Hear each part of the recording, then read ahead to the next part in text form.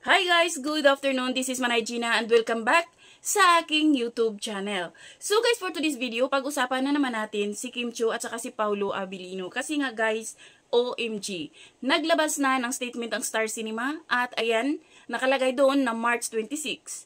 So na-move ang kanilang movie. Ngayon, ano to, lukuhan? Nung una, sabi February 12. Then naging April. Ngayon, March. Grabe yung ginawa ng Star Cinema sa Kim Pao. As in talaga nakakainis, na nakakairita. Kung ako yung Kim Pao, hindi ko na yan tatapusin. 'Di ba? Ay, parang alam mo yung ang daming nag-aabang ng February 12 kasi nga syempre 'di ba, ang laki kaya ng fandom ng Kim Pao. Tapos ganun lang na ang nakakasad pa kasi hindi nila sinasabi sa Kim Pao na move yung kanilang movie. Kaya hindi mo talaga masisi na kung bakit in-unfollow ni Kim at saka ni Paolo ang social media ng Star Cinema.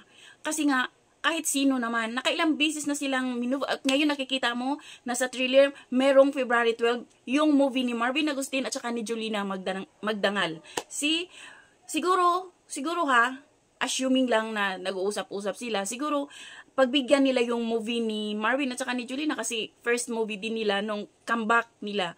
Ngayon naman, dapat hindi naman din sana ganun kasi first movie ng Kim Pao itong My Love Will Make You Disappear. So dapat, 'di ba? Nauna naman ng Kim Pao, bakit hinayaan nila na i-move tapos yung kay Julina at saka kay Marvin yung ipalabas ng February 12. Yes, oo, hindi siya Star Cinema, pero ABS-CBN artist, 'di ba? Nakakasad na nakakalungkot. Alam mo yung ginawa nila yung the best. Pero ganun ang ginawa ng Star Cinema. Alam nyo guys, nakaka-disappoint talaga. Ako ha, papanoorin ko yung Kim Pao movie kahit kailan siya ipapalabas. Pero never akong manood na ng movie ng Star Cinema. Kahit paboritong artista ko pa yan, hindi na ako manood. Hintayin ko na sa Netflix. Sa totoo lang, kasi nakaka-disappoint na nakakainis. Ay, yun lang guys. Na-share ko lang kasi tumaas yung dugo ko. Basta, yun na yun guys. So, sana, suportahan pa rin natin yung Kim Pao kung kailanman ipalabas yung kanilang movie.